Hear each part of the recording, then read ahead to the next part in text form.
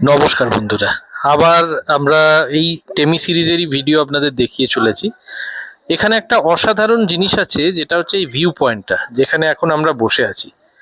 মানে আপনাকে আমি কি বলবো, টেমি এসে লোকে অনেক দৌড়ঝাড় করে ওপরে, যে ফটো তোলে, কিন্তু আমার মতে এই জায়গাটাতে এসে আপনি যদি কিছুক্ষণ বসে থাকেন না, কিছু না করে শুধু আপনাকে চুপটি করে বসে থাকতে হবে আর প্রকৃতিকে দেখতে হবে।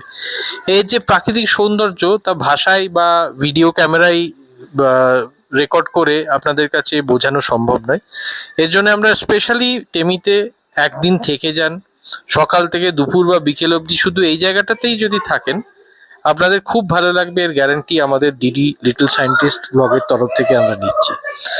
এখানে লোকের জীবনযাত্রা বেশ সহজ সরল। কিছু লোকাল মেয়েরা তারা ইনস্টাগ্রামের জন্য রিলস করছেন এখানে।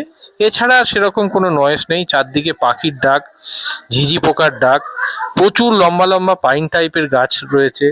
আর একদম চারদিকে যেদিকেই যাইবেন হয় চা বাগান, নয়তো বড় বড় পাহাড়, যারা হচ্ছে আমাদের হিমালয়ের শিবালিক রেঞ্জের পাহাড় তাদের মধ্যে।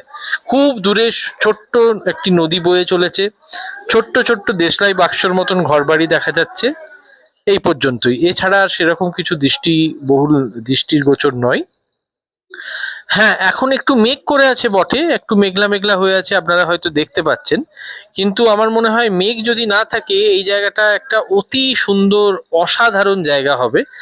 আর আমি নিজেও ঠিক করলাম যে একবার এসে টেমিতে থেকে এই জায়গাটা একদিন সুন্দরভাবে শুধু নিরিবিলিতে বসে বা বই পড়ে বা গান শুনে বা চা খেয়ে কাটাবো। Thank you.